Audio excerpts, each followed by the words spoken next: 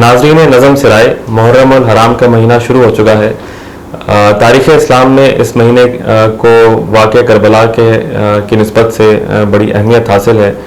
اس مہینے کے شروع ہوتے ہی مسلمانوں کے ہاں اور بالخصوص امام بارگاہوں میں مجلس عزا کا قیام ہوتا ہے، اور اس کے ساتھ ساتھ سید الشہداء جناب حضرت امام حسین علیہ السلام کی یاد میں ان کی قربانی کو یاد کیا جاتا ہے، کس طرح مظلومیت میں ان کو قربان کیا گیا اور ان کو شہید کیا گیا۔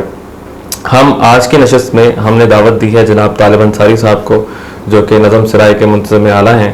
ہم ان سے جاننے کی کوشش کریں گے کہ واقعہ کربلا تو ایک واقعہ ہے، یہ رونما کیوں ہوا۔ ہمارا جو کور فوکس ہوگا وہ اس بات کے اوپر ہوگا کہ ہم ان اسباب کو فائنڈ آؤٹ کریں اور ان اسباب کو دیکھیں جن اسباب کی وجہ سے واقعہ پیش آیا۔ جناب ہمارے ناظرین کو بتائیے کہ واقعہ کربلا کے کیا اسباب تھے۔ بسم اللہ الرحمن الرحیم۔ ناظرین، ہزاروں صحابیوں کی موجودگی میں سید الشہداء حضرت امام حسین کا بہیمانہ اور وحشیانہ قتل تاریخ اسلام کا ایک بہت بڑا خونی باب ہے۔ اس واقعے کی نوعیت ایسی ہے کہ غیر مسلم بھی ہم پر استہزاء کرتے ہیں، ٹھٹھا کرتے ہیں ہمارا کہ یہ کیسے لوگ ہیں جنہوں نے اپنے پیغمبر کے نواسے کو قتل کر دیا۔ یہ صرف ایسا ہی نہیں، بلکہ یہ بات اس وقت ایک عیسائی نے بھی کہی تھی جب امام حسین کا کٹا ہوا سر دمشق لے جایا جا رہا تھا، اور اس کے سومے پر آرام کی غرض سے جب قافلے نے پڑاؤ کیا تو امام حسین علیہ السلام کا سر پتھر پر رکھا گیا، تو اس وقت کے وہاں کے جو پرائس تھا، یعنی پادری تھا یا ایک عیسائی تھا، اس نے بڑے افسوس کا اظہار کرتے ہوئے کہا تھا کہ تم کیسی امت ہو، کیسے لوگ ہو۔ دیکھیے ناظرین، کہ نبی کریم صلی اللہ علیہ وسلم نے حضرت حسن اور حضرت حسین کے حوالے سے یہ فرمایا، بلکہ حسین علیہ السلام کے حوالے سے فرمایا کہ میں حسین سے ہوں اور حسین مجھ سے ہے۔ ایک بات، ایک حدیث اور بھی ہے جس میں یہ کہا گیا کہ جس نے میرے اہل بیت کو ایذا پہنچائی اس نے مجھے ایذا پہنچائی، جس نے میرے اہل بیت سے محبت کی اس نے مجھ سے محبت کی۔ تو بڑے غور و فکر کا مقام یہاں پر پیش آ جاتا ہے کہ وہ لوگ جو حضرت امام حسین کے قتل کے درپے تھے، کیا وہ ان احادیث سے واقف نہیں تھے کہ اہل بیت کا کیا مقام ہے اور اہل بیت سے کیسی محبت کرنی چاہیے؟ ہم اسے اگر سیاسی پس منظر میں دیکھیں نا تو بہت پیچھے سے بات شروع ہوگی، اور یہ آج کی نشست جو ہے نا ان سارے عوامل کا، ان سارے اسباب کا مکمل طور پر ہم اس کا احاطہ نہیں کر سکیں گے۔ میں اجمالی طور پر اس کا جائزہ لوں گا، وہ اہم مقامات آپ کو بتانے کی کوشش کروں گا کہ جس کی وجہ سے مرحلہ وار امت جو ہے وہ کس طریقے سے یہ واقعہ کربلا پر منتج ہوئے سارے کے سارے عوامل۔ یہ آپ کو ذہن میں رکھنا چاہیے کہ عرب کے اس وقت کے معاشرے میں ایک تو قبائلی عصبیت بہت زیادہ تھی۔ نبی کریم صلی اللہ علیہ وسلم نے قبائلی عصبیت کو ختم کیا، لیکن اس کے باوجود اس کے اثرات جو تھے نا وہ کہیں نہ کہیں موجود تھے، اور اس میں حجاز کی زمین پر نبی کریم صلی اللہ علیہ وسلم کے زمانے میں اور اس سے پہلے بھی دو اہم قبیلے تھے۔ قبیلے تو بہت سارے تھے، اس میں عرب میں بہت سارے قبیلوں میں منقسم تھا حجاز اور سارا عرب، لیکن دو قبیلوں کو بڑی اہمیت حاصل تھی، ایک تھی بنو ہاشم اور ایک تھا بنو امیہ۔ ویسے تو بنو تیمیہ بھی ہے اور بہت سارے لوگ ہیں، غالباً حضرت ابوبکر صدیق بنو تیمیہ میں سے تھے، لیکن یہ نسبتاً کمزور قبیلے تھے۔ دو قبیلے جو بنو امیہ بنو ہاشم ہیں یہ بڑے طاقتور قبیلے تھے۔ بنو امیہ کی بنو ہاشم کی کوئی آج کی دشمنی نہیں تھی کہ کربلا کے موقع پر یا حضرت علی اور حضرت معاویہ کا جو مناقشہ ہے ان کے درمیان میں پیدا ہو گئی ہے، نہیں، اس سے پہلے بہت سے کعبہ کی طویلیت کے حوالے سے بھی ان دونوں گروپس میں، ان دونوں قبائل میں ایک جنگ سے رہتی تھی، اور اتفاق کی بات یہ کہ اللہ تعالیٰ کی، بلکہ اللہ تعالیٰ کی مرضی یہ کہ آخری پیغمبر حضرت محمد مصطفیٰ صلی اللہ علیہ وآلہ وسلم بنو ہاشم میں مبعوث ہوئے. بنو امیہ نے کبھی ان کی رسالت کو تسلیم نہیں کیا. البتہ ایسا بھی نہیں ہے، بنو امیہ کے کچھ لوگ اسلام قبول کر کے آئے اور نبی کریم صلی اللہ علیہ وسلم کے جدید صحابی بھی بنے. ان میں حضرت عثمان رضی اللہ تعالیٰ عنہ ہوئے، بنو امیہ میں سے تھے، خلیفہ سوم ہیں ہمارے. لیکن ان کے بڑے سرداروں نے، بنو امیہ کے بڑے سرداروں نے، لوگوں نے جو ہے وہ اسلام کو نہ صرف قبول نہیں کیا بلکہ نبی کریم صلی اللہ علیہ وسلم کو ایذائیں پہنچائیں اور ان کے قتل کی سازشیں کی. نتیجتاً نبی مقدم صلی اللہ علیہ وسلم کو اپنا آبائی علاقہ یعنی مکہ چھوڑ کے مدینہ میں جا کے رہنا پڑا اور وہاں تبلیغ اسلام کی. جنگیں لڑیں، بہت بڑی بڑی جنگیں ہوئیں، جن میں جنگ بدر، جنگ احزاب اور جنگ احد، یہ بڑی جنگیں ہیں. ان میں بنو امیہ کے سرداروں نے بڑا حصہ لیا، ابو سفیان وغیرہ نے بڑی پلاننگ کی. اور جنگ احد میں تو جب تاریخ میں ہے کہ جب حضرت حمزہ رضی اللہ تعالیٰ عنہ نبی کریم صلی اللہ علیہ وسلم کے چچا جی وہ شہید ہو گئے تو ابو سفیان کی بیوی حمدہ نے جوش انتقام اور جوش عداوت میں نہ صرف یہ کہ ان کا جگر نکال کے کچ کچا کے کاٹا اور ناک اور کان کاٹ کر کے گلے میں ہار بنا کر کے رقص کیا میدان جنگ میں، اور برملا کہا کہ آج ہم نے بدر کے مقتولین کا بدلہ لے لیا ہے. ٹھیک ہے، اس نے تو وہ جشن منایا، خوشی ہوئی اس کو. تو واقعہ کربلا کو آپ بنو امیہ اور بنو ہاشم کی پرانی ایک لڑائی کے ساتھ منسلک کر رہے ہیں. دیکھیے سیاسی سطح پر تو ایسی بتتا ہے. میں پہلے آپ کو یہ بات بتا دوں کہ اسلام کی تاریخ کو اور واقعہ کربلا کو زیر بحث لاتے ہوئے اگر کسی صحابی کے حوالے سے ان کی اجتہادی و سیاسی غلطی کو بیان کیا جائے تو اس سے نہ تو آپ کا ایمان متزلزل ہوتا ہے اور نہ آپ کا عقیدہ خراب ہوتا ہے اور نہ اس صحابی کے تقوی پر، اس کی پرہیزگاری پر اثر پڑتا ہے. ٹھیک ہے، ان کا وہ مقام اپنی جگہ پر رہے گا. تو یہ بنو ہاشم کے حوالے سے اور بنو امیہ کے حوالے سے بات کرتا تھا کہ یہ تو ایک میں ان کا رویہ بتا رہا تھا کہ بنو امیہ کا رویہ اسلام کے حوالے سے کیا رہا. اب ہوتا یہ ہے کہ اسلام کا پرچم تو لہرا رہا تھا، مدینہ میں بھی لہرا کے اور پھر آہستہ آہستہ وہ فروغ پا رہا تھا. اسلامی انقلاب جو تھا وہ بڑھتا جا رہا تھا. بنو امیہ کے اور مکہ کے بہت سارے اور دوسرے قبائل بھی ہیں، لیکن جیسے کہ میں نے عرض کیا نا کہ بنو امیہ طاقتور بڑا قبیلہ تھا. دوسرے قبیلوں نے بھی اسلام کو ایذائیں پہنچائی ہیں، یہ بات نہیں ہے، لیکن بنو امیہ چونکہ بڑا قبیلہ ہے اس لیے ہم دیکھتے ہیں کہ انہی کی زیادہ کنٹریبیوشن ہے جنگوں میں بھی. ابو سفیان کے خاص طور پر، ابو سفیان بنو امیہ میں سے ہیں، لیکن اس کے باوجود اسلام جو ہے وہ ترقی کر رہا ہے حتیٰ کہ فتح مکہ ہو جاتا ہے.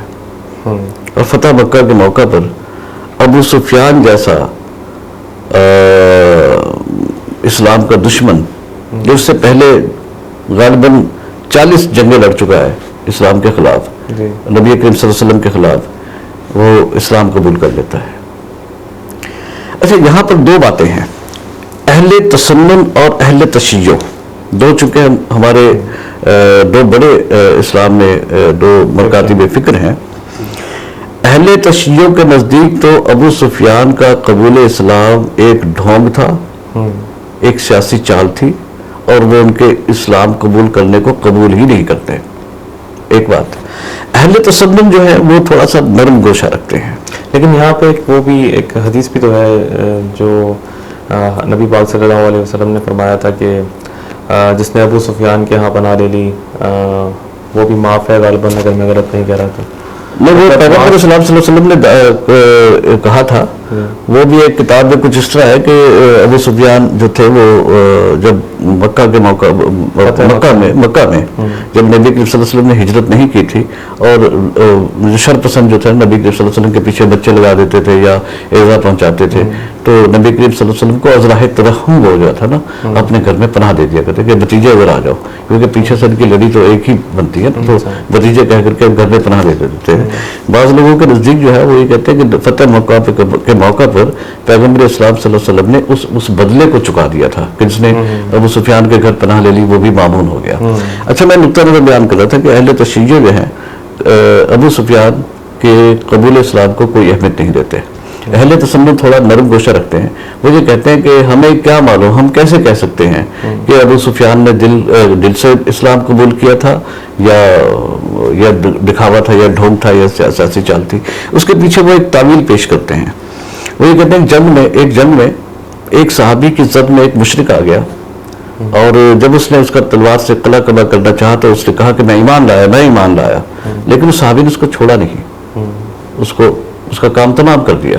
جب نبی کریم صلی اللہ علیہ وسلم تک خبر پہنچی تو وہ تو بہت رنجیدہ ہوئے۔ صحابی نے یہ تعبیر پیش کی کہ یا رسول اللہ، وہ تو جان بچانے کے لیے ایسا کر رہا تھا، وہ اسلام قبول کرنے کے لیے تو نہیں کر رہا تھا، دل سے نہیں کر رہا تھا، وہ اس نے جان بچانا تھی اس لیے کر رہا تھا۔ تو پیغمبر اسلام صلی اللہ علیہ وسلم نے کہا کہ کیا تو نے اس کا دل چیر کے دیکھا تھا؟ تو بات اہل تسنن بھی یہی کہتے ہیں۔ پیغمبر اسلام صلی اللہ علیہ وسلم بہت نرم گوشہ رکھتے تھے ہر ایک کے لیے، کیونکہ وہ خود بہت حلیم الطبع تھے، رحمت للعالمین تھے۔ ایسے تو نہیں ان کو اللہ تعالیٰ نے ان کو یہ وما صلی اللہ علیہ رحمت للعالمین، ان کو رحمت للعالمین کہا، تو ایسا تو نہیں کہا کہ ان کی طبیعت کے اعتبار سے بہت نرم تھے۔ تو اہل تشیع تو چونکہ نہیں مانتے ان کے قبول اسلام کو، وہ کہتے ہیں کہ اس سے پیچھے جو ہے وہ سارے کا سارا جو کردار ہے وہ اسلام کے مخالف کردار ہے۔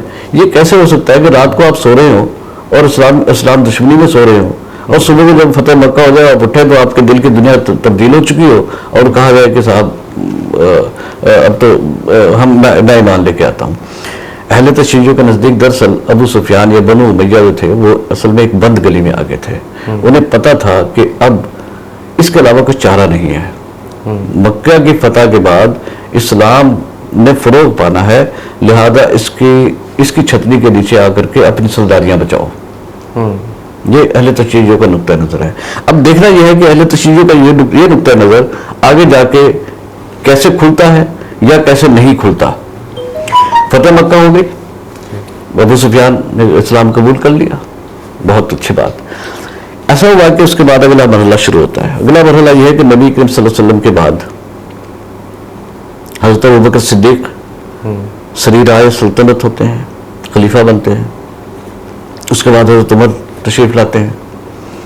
ان کے بعد جو ہے نا حضرت عثمان کو امامت ملتی ہے یا امیر المومنین بنتے ہیں وہ، اور ان کو مسلمانوں کی سمجھے کمان ملتی ہے۔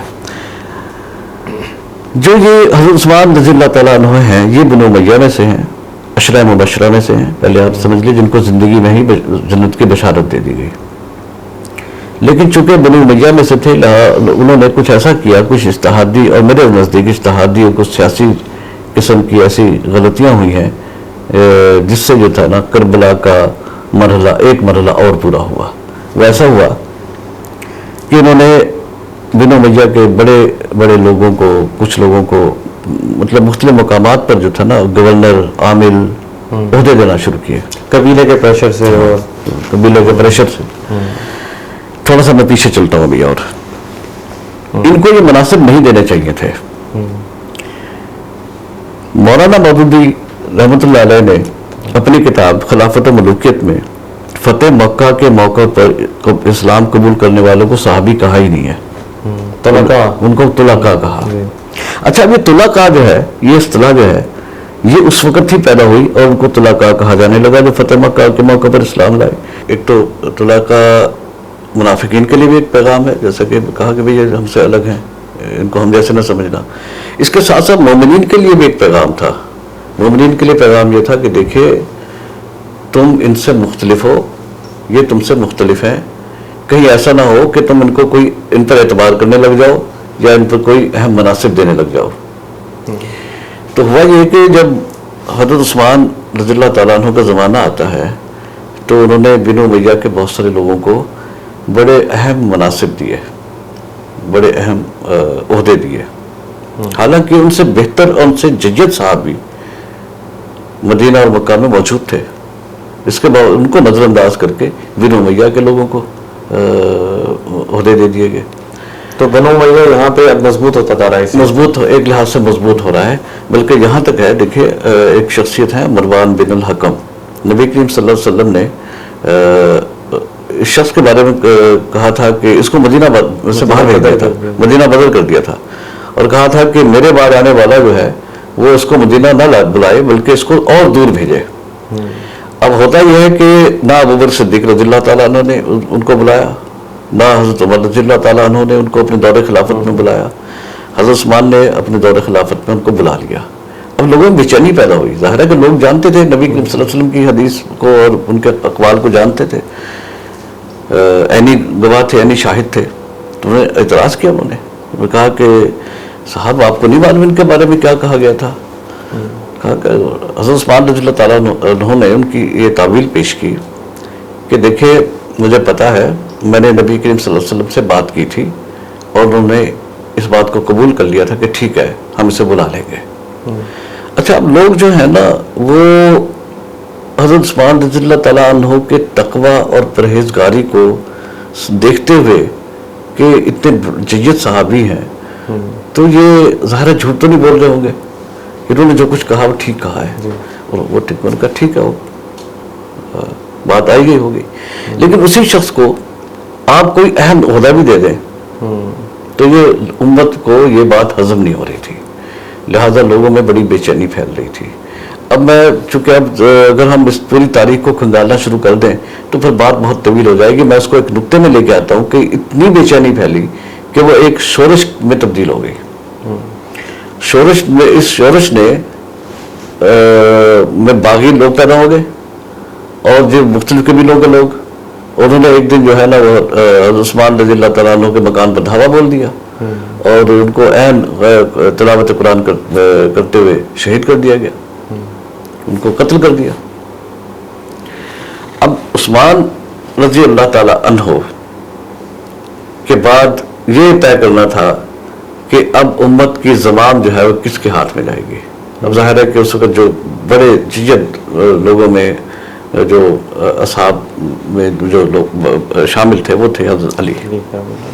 حضرت علی کرم اللہ وجہہ کو اب امت کی کمان سنبھالنا تھی، لیکن حضرت عثمان رضی اللہ تعالیٰ عنہ کے زمانے میں بنو امیہ بہت عرصے تک کوفہ میں اور بصرہ کی اس میں گورنری میں رہے اور وہاں انہوں نے اپنی جڑیں مضبوط کر دی اور انہوں نے کر لی تھی اور جڑیں اپنی بنا لی تھی۔ اس کے ساتھ انہوں نے ایک مطالبہ شروع کر دیا حضرت علی کرم اللہ وجہہ سے کہ عثمان رضی اللہ تعالیٰ عنہ کے قاتلین کو گرفتار کیا جائے اور ان کو پہلے ان کو سزا دی جائے۔ اب ایک مکتبہ فکر یہ کہتا ہے کہ یہ ساری اصل میں سیاسی چال بازیاں تھیں۔ حضرت علی کرم اللہ وجہہ بنیادی طور پر تو یہ کہہ رہے تھے کہ بھئی یہ مختلف قبیلوں کے لوگ ہیں، مجھے ذرا کام تو کرنے دو، ان کو پکڑا جائے گا، ان کو قرار واقعی سزا دی جائے گی، لیکن مجھے کچھ سانس تو لینے دو، مجھے کچھ منصب تو مجھے تو کچھ مہلت تو لینے دو۔ یہ کیا کہ آپ مطالبہ شروع کر دیا کہ آپ ان کو قاتلین کو گرفتار کرو، قاتلین کو گرفتار کرو۔ یعنی مقصد یہ تھا کہ حضرت علی کرم اللہ وجہہ کی خلافت کو ناکام کیا جائے، یہ ایک مکتبہ فکر کہتا ہے، ٹھیک ہے۔ اب اسی طریقے سے حضرت علی کرم اللہ وجہہ کے مابین اور حضرت امیر معاویہ کے مابین ایک بڑی خونریز لڑائی بھی ہوئی ہے جس میں دونوں طرف کے صحابی موجود ہیں، اور وہ ہے جنگ صفین۔ جنگ صفین میں ایک بات نے نص صریح واقع کر دی، مطلب ثابت کر دیا اس بات کو کہ مولا علی جو ہیں وہ اس پر ہیں، حق پر ہیں۔ اچھا میں نے مولا علی یہ اس لیے نہیں کہا کہ میں نے اہل تشیع کے اتباع کے لیے، بھائی پیغمبر صلی اللہ علیہ وسلم نے خود کہا ہاں جس کا میں مولا اس کا علی مولا، ٹھیک ہے، تو ہم مولا علی کہہ دیں تو کیا ہے اس میں؟ تو یہ اس میں کوئی فرق نہیں ہے۔ تو مولا علی کو سازش کے تحت جب قتل کروا دیا گیا اس کے بعد تو بنو امیہ کے لیے میدان صاف ہو گیا، ٹھیک ہے، امیر معاویہ نے سلطنت کی وجہ سنبھال لی۔ یہ ہے وہ نقطہ جہاں پر اسلام جو ہے بنیادی اسلام کا اصول حکمرانی جو ہے وہ دراصل تبدیل ہو کے خلافت سے تبدیل ہو کر کے ملوکیت کی گود میں چلا گیا، اور یہی کچھ ہونا تھا پھر اس کے بعد۔ اس لیے کہ یہاں پر سرداری قائم کرنی تھی، انہوں نے بادشاہت قائم کرنی تھی. امیر معاویہ جو ہے نا وہ بادشاہ بن گئے. اور امیر معاویہ خود کہا کرتے تھے کہ انا اول الملک ملک فی الاسلام، میں اسلام میں پہلے بادشاہ ہوں. ٹھیک ہے، میں اس طریقے سے نہیں آیا، خلافت کے اس طریقے سے نہیں آیا، بلکہ میں بادشاہ کے طور پر آیا. آپ کچھ کہنا چاہ رہے تھے؟ لیکن اس میں اصحاب کا کیا رول تھا؟ کیونکہ بے شک بنو امیہ مضبوط ہو گیا تھا، لیکن اب اس میں بہت سارے اصحاب ایسے بھی ہوں گے جو امیر معاویہ کی طرف سے ہوں گے، اور بہت سارے لوگ ہوں گے جو ہرزلی کی طرف بھی تھے.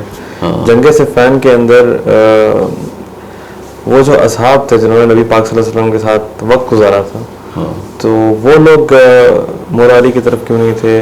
یا وہ کیا کوئی پریشر تھا کہ کیوں ایٹ فرسٹ پلیس امیر معاویہ کے ساتھ بنو امیہ ہی ہونا چاہیے تھا، باقی اصحاب نہیں ہونا چاہیے تھا؟ دیکھیے بات یہ ہوتی ہے نا کہ جب آپ ایک علاقے پر ایک بہت عرصے سے حکومت کر رہے ہوں، وہاں کے گورنر رہے ہوں، تو وہاں پر آپ اپنی سیاسی جڑیں جو ہے وہ مضبوط کر لیتے ہیں. بنیادی طور پر یہ وہ لوگ تھے جن کو امیر معاویہ نے سیاسی طور پر اپنا حمایتی بنا لیا تھا، اور یہ وہ لوگ تھے جو خود بھی چاہتے تھے کہ عثمان رضی اللہ تعالیٰ عنہ کے قاتلین کا سے بدلہ لیا جائے، ان کو پکڑا جائے. یہ ایک سمجھ لیں کہ ایک مسلمانوں کے درمیان ایک غلط فہمی کا بھی نتیجہ ہو سکتا ہے.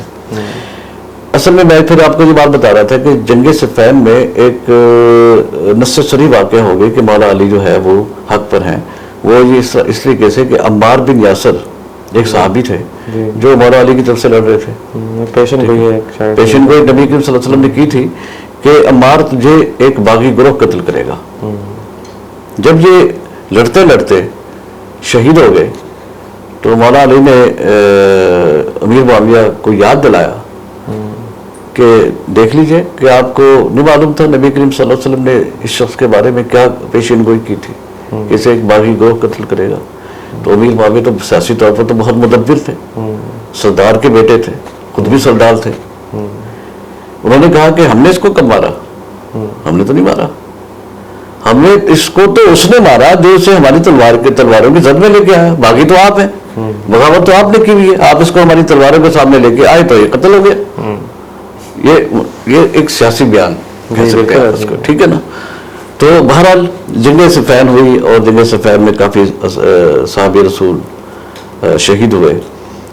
تو امیر معاویہ نے بہرحال جب بادشاہ بن گیا، اس کے بعد جب انہوں نے یزید کی جانشینی یعنی یزید کو جانشین بنایا تو یہ امت کو یہ بات ہضم نہیں ہو رہی تھی. یہ کیسے ہو سکتا ہے کہ یزید کو مطلب ہے کہ آپ جانشین بنا دیں؟ اس کا مطلب ہے یہ ہے کہ آپ تو موروثی بادشاہت کو اسلام میں متعارف کروا رہے ہیں. اسلام کے اصول حکمرانی کے یہ سخت خلاف ہے. یہ ہوتا نہیں ہے اس طرح. اسلام کا اگر اصول حکمرانی ڈسکس کروں تو پھر بات لمبی ہو جائے گی. اس کے لیے آپ کو پڑھنا چاہیے کہ اصول حکمرانی اسلام کے کیا ہیں. اس میں شورائی نظام ہے ہمارا، اور پہلی جمہوریت جو واقع سے امت پوری دنیا کو متعارف کروایا نا، وہ اسلام نے کروایا. جب آپ کے بازنطینیہ کے جابر حکمران بیٹھے ہوئے ہیں، اور کسرا کے اور یہ قیصر ہیں روم میں، ان کی بڑی جابرانہ قسم کی سلطنتیں ہیں، اس زمانے میں نبی کریم صلی اللہ علیہ وسلم نے شورائی نظام کو ترتیب دیا کہ آپ امت جو ہے وہ خود اپنا امیر چنے گی، اب منتخب کرے گی. وہاں تو ایسا نہیں تھا. ان بادشاہتوں میں دارا کے بیٹے نہیں آگے بادشاہ بننا ہے. آپ ہندوستان میں مغلیہ سلطنت کو دیکھ لیجئے، ان کے بیٹے بنتے تھے. یہ ساری موروثی سلطنتیں تھیں. ٹھیک ہے، تو اس موروثی سلطنت کے تو خلاف ہے اسلام. یہ اصول حکمرانی کے خلاف تھا کہ آپ اپنے بیٹے کو جانشین مقرر کر دیں. اس جانشینی کو استحکام دینے کے لیے امیر معاویہ نے کئی اصحاب کو خریدنے کی کوشش کی، رشوتوں کا بازار گرم کیا، اور بہت سارے اصحاب جو تھے صحابی رسول، انہوں نے جن کا ایمان بہت ماشاءاللہ الحمدللہ بڑا مضبوط تھا، انہوں نے تو ٹکا سے جواب دے دیا تھا ان کو، امیر معاویہ کو، کہ ان سے جا کے کہنا کہ اس نے ہمارا ایمان اتنا کمزور سمجھ لیا ہے. ٹھیک ہے. اب جب یہ صورتحال ہو کہ امیر معاویہ کا انتقال ہو جائے اور یزید جو ہے وہ اس بھرے میں کہ بہت سے لوگوں نے بیعت کر لی ہے، ٹھیک ہے، سلطنت بادشاہ بن بیٹھے، ٹھیک ہے، تو یہ بات اس وقت امام حسین علیہ السلام کو کہ اس منصب کے خلاف تھی کہ اس موقع پر وہ خاموش رہتے. انہوں نے صاحب سے مشورہ ضرور کیا، اور کئی صحابیوں نے مشورہ یہ دیا تھا کہ وقت کا انتظار کریں، آپ کا وہاں جانا، کوفہ میں جانا اور وہاں کے لوگوں پر اعتبار کرنا یہ قرین مصلحت نہیں ہے، اور آپ کو نقصان ہو سکتا ہے، کیونکہ یہ وہ لوگ ہیں جنہوں نے آپ کو خطوط لکھ کے بلایا تو ہے کہ آپ آئیے، ہم آپ کے ہاتھ پر بیعت کرتے ہیں اور آپ کو امیر بناتے ہیں، کیونکہ یزید تو فاسق و فاجر ہے، تو آپ جو ہے بہت پاک باز ہیں، امت کے بہترین انسان ہیں، تو اور آپ کا حق ہے کہ آپ آ کر کے یہاں پر کمانداری سنبھالیں۔ یہ سب تاریخ میں اس کو زیادہ تفصیل سے نہیں بیان کروں گا کہ امام حسین علیہ السلام نے پھر مسلم بن عقیل کو بھیجا تھا اس بات کے لیے کہ آپ ذرا معلوم کریں کہ کیا واقعتاً اس کے پیچھے کوئی سازش تو نہیں ہے، تو مسلم بن عقیل تو ابھی واپس بھی نہیں پہنچے تھے، ان کو وہیں پر بلکہ قتل کر دیا گیا تھا وہاں پر ان کو کوفہ میں ہی۔ لیکن امام حسین علیہ السلام کا موقف یہ تھا کہ اگر میں بھی اس وقت نہ بولا تو اسلام جو ہے کہ اسلام کے اصول حکمرانی جو ہے وہ کہیں مٹی میں دفن ہو جائیں گے، اور یہی سلسلہ آگے چلتا جائے گا۔ یہی وہ مقام ہے جہاں مجھے آواز اٹھانی چاہیے، اور مجھے جو ہے وہ اسلام کے اصول حکمرانی کو، اسلام کو، دین کو بچانا ہے، ٹھیک ہے، لہٰذا وہ آئے وہاں پر۔ اور پھر تاریخ نے دیکھا کہ کربلا کے میدان میں امام حسین علیہ السلام کا جو وحشیانہ، بہیمانہ اور 3 دن بھوکا رکھ کر کے، پیاسا رکھ کر کے ان کا قتل کیا گیا، مسلمانوں نے کیا، اہل بیت کے ایک فرد کا قتل کر دیا، اہل بیت کے ایک فرد کا کیا، پورے خاندان رسالت کو ملیہ میٹ کر دیا، خانوادہ علی کو برباد کر کے رکھ دیا، ٹھیک ہے۔ تو آپ یہ سوچئے کہ یہ چیز جو ہے یہ آخر مسلمان ہے، میں اگر میرے سامنے دیکھیے، میں آج کا عہد کا مسلمان ہوں، میرے پاس میرا ایمان کچھ ایسے ہی ہے، ٹھیک ہے، ہم گئے گزرے مسلمان ہیں، میرے قریب پاس آ کے امام حسین کہیں کہ نہیں تم غلط ہو، تو میں فوراً طور پہ کیا کہوں گا کہ حضور آپ ٹھیک کہتے ہیں، میں ہی غلط ہوں۔ وہ تو قریب کے لوگ تھے، کیا وہ نہیں جانتے تھے کہ امام حسین علیہ السلام کا کیا مقام ہے؟ تو یہ واقعہ کربلا جو ہے دراصل منتج ہوا ہے پیچھے سے آ کر کے، بنو امیہ جب مضبوط ہوتا چلا گیا اور اسلام کے اصول حکمرانی کی سے بغاوت ہو گئی، اور اسلام جو تھا وہ دراصل اپنا یوں سمجھے کہ راستہ بدل رہا تھا، اس وقت اس کو اپنے صحیح مقام پر اور صحیح راستے پر لے کے آنا جانا بہت ضروری ہو گیا تھا۔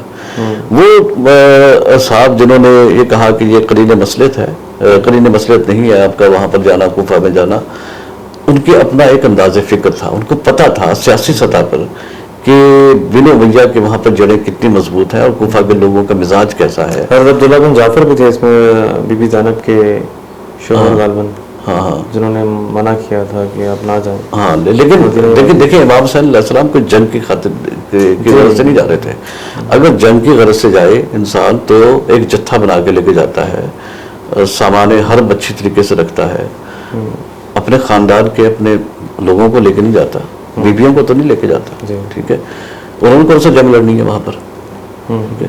اور آپ نے دیکھ لیجیے واقعات کربلا میں کسی بھی ہمارے اہل بیت کی کسی خاتون طاہرہ نے، یعنی یہ پاک بیویوں نے جنگ میں تو حصہ نہیں لیا، جنگ میں تو ان کے بیٹے لڑے، امام حسین خود لڑے، ان کے جانثار ساتھی تھے، ان میں جوان بھی تھے، بوڑھے بھی تھے، ادھیڑ عمر بھی تھے، جو تاریخ ہمیں بتاتی ہے کہ 72 تھے کل ملا کر کے، ان 72 کے مقابلے میں اب ہزاروں کا لشکر لے کر کے آ جائیں گے، ٹھیک ہے۔ تو دیکھیے میں آپ کو بات بتاؤں، امام حسین علیہ السلام کا قتل کرنا یزید کے لیے ضروری ہو گیا تھا میری اپنی رائے کے مطابق، اس لیے کہ جب تک امام حسین علیہ السلام بیعت نہ کریں تو یزید کی بادشاہت کو ہر وقت خطرہ لاحق ہے۔ یزید کی بادشاہت کے سامنے امام حسین علیہ السلام ایک بہت بڑی رکاوٹ تھے، بہت بڑی رکاوٹ تھے، کیونکہ اس کی وجہ یہ ہے کہ جب تک یہ بیعت، اس لیے تو زور دے رہا تھا کہ امام حسین علیہ السلام بیعت کر لیں، آج بیعت کریں، تو کہا گیا کہ آج بیعت کریں تو میں ان کے کربلا کے میدان میں ہم پانی بھی کھول دیتے ہیں، ہم یہ بھی سب کچھ کھول دیتے ہیں، ٹھیک ہے۔ اچھا سر، لوگ یہ بھی کہتے ہیں کہ کاؤنٹر میں کہ یہ واقعہ رونما ہونا ہی تھا، کیونکہ غالباً if I'm not wrong نبی پاک صلی اللہ علیہ وسلم نے پیشن گوئی کی تھی، اور حضرت امام حسین کی گردن چما کرتے تھے اور انہوں نے کہا تھا کہ میرا یہ والا بیٹا شہید ہوگا. تو لوگ اس کو اس سے کیوں ریلیٹ کرتے ہیں؟ مطلب کہ وہ تو یہ کہتے ہیں کہ تو واقعہ ہونا ہی تھا. تو دیکھیے یوں ہے کہ کسی واقعے کا رونما ہونے سے مراد یہ نہیں ہوتا کہ ہم اس باب اور ان عوامل پر بحث نہ کریں جو اس کی کسی واقعے کا سبب بنے ہیں. نتیجہ ان اسباب کا کیا نکلا. نبی کریم صلی اللہ علیہ وسلم کو اللہ تعالیٰ کی ڈیوائن گائیڈنس موجود تھی, خدا کے براہ راست رہنمائی بھی تھی, ان کے دل پر القاء کر دیا گیا تھا, بتا دیا گیا تھا کہ آپ کے اس بیٹے کو ایک مطلب ہے کہ یہ شہید کر دیے جائیں گے. ٹھیک ہے, اس کا مطلب یہ نہیں ہے کہ ہم ان عوامل کو ان اسباب کا کھوج لگانا بند کر دیں, چھوڑ دیں کہ یہ تو ہونا ہی تھا. یہ کوئی نبی کریم صلی اللہ علیہ وسلم کی مرضی سے تھوڑی ہوا ہے. ٹھیک ہے, یہ تو ان کو پتا تھا کہ ایسا ہوگا. امام حسن کا دہنے مبارک چوما کرتے تھے کہ اس کو زہر دیا جائے گا. امام حسین علیہ السلام کی گردن چوما کرتے تھے کہ اس کو شہید کر دیا جائے گا. تو یہ تو ان کو معلوم تھا نا, اپنے علم کی بنیاد پر معلوم تھا. اس کا مطلب یہ ہرگز نہیں ہے کہ اس واقعے کی تحقیق و جستجو نہ کی جائے. بہرحال یہ خانوادہ رسول تو برباد ہو گیا اور واقعہ کربلا کا اختتام ہو گیا. جیسا کہ اب اس پر ہم بحث نہیں کرتے کہ کن مصائب کے ساتھ امام حسین علیہ السلام نے جوان مردی استقامت وہ دکھائی اور دنیا کو یہ درس دے کے گئے کہ یزید جس اصول حکمرانی کے تحت وجود میں آیا یہ بنا بادشاہ, یہ اسلام کا اصول حکمرانی نہیں ہے. ٹھیک ہے, بس یہ پیغام ہے ہمارے لیے. اور کسی جابر حکمران کے سامنے کلمہ حق کہنا یہ سب سے بڑا جہاد ہے. لیکن مسلمانوں کا ایک بہت بڑا مکتبہ فکر ایسا ہے جو ان اسباب کے اوپر بحث نہیں کرتا اور ان اسباب کی کھوج لگانے کی کوشش نہیں کرتا. اور میرے خیال میں اس کے پیچھے یہی ہے کہ کہیں خدا نخواستہ گستاخ صحابہ نہ ہو جائے. کیونکہ اگر دیکھا جائے تو حضرت امام حسن کے بعد تو جتنا بھی چل رہا ہے وہ سب ملوکیت چل رہی ہے اور بادشاہت چل رہی ہے. جی, تو حضرت امام حسن سے لے کے واقعہ کربلا تک کہ جو عوامل تھے ان کے بعد میں نے دیکھا ہے کہ مسلمانوں کا بہت بڑا فرقہ جو ہے وہ بہت کم بحث کرتا ہے. میری نظر میں گستاخ صحابہ کا شاید ہے, آپ اس پر روشن ڈالتے ہیں. دیکھیں میں نے پہلے اپنی گفتگو کے آغاز میں کہہ دیا تھا کہ صحابہ معصوم من الخطا نہیں ہیں. ان سے غلطیوں کا سیاسی اور اجتہادی غلطیوں کا صدور ہو سکتا ہے. اور میں نے نہیں کہا, یہ ہمارے مسلمانوں کی اہل تسنن کی کتابوں میں بھی حضرت عثمان رضی اللہ تعالیٰ عنہ پر یہ نکتہ چینی کی گئی کہ انہوں نے بنو امیہ کے بہت سارے لوگوں کو اہم مناصب دے دیے جس کی وجہ سے ان کی جڑیں مضبوط ہوئیں اور انہوں نے اپنا جو ہے وہ قبائلی عصبیت کا جو کردار تھا وہ نبھایا. اور امیر معاویہ نے اپنی جڑیں مضبوط کر کے وہاں پر اور مسلمانوں میں شورش برپا کروا دی اور امت کو 2 حصوں میں تقسیم کروا دیا, اہل تسنن اور اہل تشیع. ویسے شیعہ جو ہے نا, یہ شیعہ فرقہ مسلمانوں کا, یہ واقعہ کربلا سے کہیں پہلے وجود میں آ چکا تھا. بلکہ شیعہ تو دعویٰ یہ کرتے ہیں کہ شیعہ ہی تھے پہلے سب لوگ, یہ سنی تو بعد میں بنے ہیں. ٹھیک ہے, شیعان علی یعنی کہ جو علی کے ساتھی ہیں وہ خود کو شیعان علی کہتے ہیں. شیعہ کا لغوی مطلب ہے گروہ, جتھا یا جماعت. ایون کے روبے سے جنگ صفین ہے, جنگ صفین کے اندر بھی جو لوگ علی کے ساتھ تھے, علی کے ساتھ تھے, مولا علی کے ساتھ تھے, سارے شیعان علی ہیں. شیعان علی کہلاتے ہیں. وہ شیعان علی, شیعہ کا مطلب تو ساتھی ہے بنیادی طور پر. تو شیعہ جو ہے وہ جو مکتبہ فکر ہے وہ دراصل اس کو ساری اس کہانی کو کربلا کے سے پہلے کی جتنا بھی عوامل ہیں ان کو بنیادی طور پر بنو امیہ کی سازش اور مطلب ان کی کارستانی کہتا ہے. اچھا ویسے میں آپ کو ایک بات بتاؤں کہ جب سے ملوکیت وجود میں آئی اس کے بعد جتنے بھی لوگ آئے مسلمانوں کے وہ خلیفہ نہیں تھے. ہم لکھتے تو ہیں ان کو خلیفہ عبدالعزیز, خلیفہ عبدالعزیز بن ملک اور خلیفہ فلانا فلانا, خلیفہ ہارون رشید, خلیفہ مامون الرشید. کچھ نہیں, یہ سب کے سب بادشاہ تھے کیونکہ یہ اسلام کے اصول حکمرانی کے تحت آئی نہیں ہے. یہاں تک ہے کہ مسلمانوں کے ہاں ملوکیت نے وہ خرابیاں پیدا کی ہیں کہ آج تک مسلمان جمہوریت سے آشنا ہی نہیں ہو سکا. ہمارے بارے میں یہ کہا جانے لگا ہے کہ کیا مسلمان اور جمہوریت اکٹھے چل سکتے ہیں؟ آج بھی سعودی عرب میں ولی ہے جو بادشاہ کا بیٹا بنتا ہے. ٹھیک ہے نا, یہ کون سا اسلام کے اصول حکمرانی کے خلاف کے ساتھ ہے؟ ٹھیک ہے نا. تو یہ وہ چیز تھی جس کو امام حسین محسوس کر رہے تھے کہ اگر میں نے یہ آواز نہ اٹھائی تو پھر یہ بادشاہ کا سلسلہ چل پڑے گا. اگرچہ دیکھیں بادشاہ کا سلسلہ چل پڑا اس کے بعد بھی, ظاہر ہے ان کا قتل ہو گیا, شہید ہو گیا وہ. اس کے بعد اس پر آواز اٹھانے والا کون تھا؟ بعد میں لوگ پیدا ہوئے ضرور. امام ابو حنیفہ نے بھی بڑی مزاحمت کی, ان کو زندان میں رکھا گیا, کوڑے مارے گئے, اور بہت سارے لوگ پیدا ہوتے رہے وقتاً فوقتاً, لیکن یہ بڑی جابر سلطنتیں تھیں جنہوں نے کسی کی آواز نہیں سنی. ٹھیک ہے, لیکن دیکھیں امام حسین علیہ السلام کی شہادت نے دراصل ہمیں یہ سبق دیا ہے کہ صاحب مسلمانوں کا اور اسلام جو ہے وہ بنیادی طور پر جمہوری طرز فکر ہے.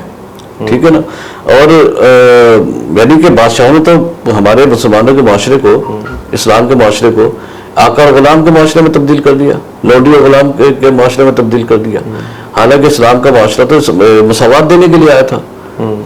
ٹھیک ہے, اور وہ مساوات تو کہیں پیچھے رہ گئی. اس کے بعد تو سارا سسٹم ہی جو ہے نا ہمارا بگڑتا چلا گیا. یعنی کہ ابھی بھی جو ہم سوچتے ہیں مساوات کے حوالے سے تو لوگ گھبرا جاتے ہیں مسلمان کے دین. اچھا مساوات کہاں سے ہوتی ہے؟ یہ تو چھوٹے بڑے کا فرق ہوتا ہے بھائی سارا. ٹھیک ہے, تو اس کی وجہ یہ کہ ہمارے اوپر ملوکیت کے اثرات ہیں ابھی تک. تو اسلام کی جو اصل روح ہے جو وہ اس ملوکیت کے ذریعے سے ہم تک صحیح طریقے سے نہیں پہنچی ہے. اس کو دوبارہ فقہا کو, علماء کو بیٹھنا پڑے گا امام حسین علیہ السلام کے اس طرز فکر کو کہ آخر وہ مٹھی بھر چند افراد نے اس بڑی فوج کے ساتھ کیوں ٹکر لی. یہ بہت بڑی اور اللہ کے نزدیک مصلحتاً واقع کربلا شاید آنے والی امت کے لیے ایک سبق ہے کہ حق اور باطل کے درمیان بالکل حق و باطل کے. جی اس میں میں ایک شعر سے بس ختم کرنا چاہتا ہوں کہ واقعہ کربلا بہت خونی واقعہ ہے اور اس کے اسباب بہت پہلے سے شروع ہو گئے تھے. وہ کہا تھا نا کسی نے کہ وقت کرتا ہے پرورش برسوں, حادثہ ایک دم نہیں ہوتا. تو یہ واقعہ کربلا کا حادثہ جو ہے اس کے پیچھے بہت سارے عوامل ہیں, ان پر غور و فکر کرنا چاہیے. میں نے تو صرف ایک اجمالی صاحب کو ایک آپ کو تصور پیش کیا ہے کہ کس طریقے سے مرحلہ وار یہ واقعات ایسے پیش آتے گئے جس کی وجہ سے جو ہے وہ واقعہ کربلا ہوا. واقعہ کربلا اسلامی تاریخ کا بہت ہی گھناؤنا, بہیمانہ, اور اس کی جتنی بھی مذمت کی جائے وہ غلط ہے. مطلب وہ ٹھیک ہے, وہ جس کی بھی مذمت کی جائے اس کو یاد رکھنا چاہیے. طالب صاحب بہت بہت شکریہ آپ کا, آپ نے واقعہ کربلا کے اسباب کے بارے میں ہمیں آگاہ کیا, اور یقیناً ہم آپ کو مزید زحمت دیں گے اس کو مزید گہرائی میں اور ڈیٹیل میں ہر واقعے کو سمجھنے کے لیے. بہت بہت شکریہ.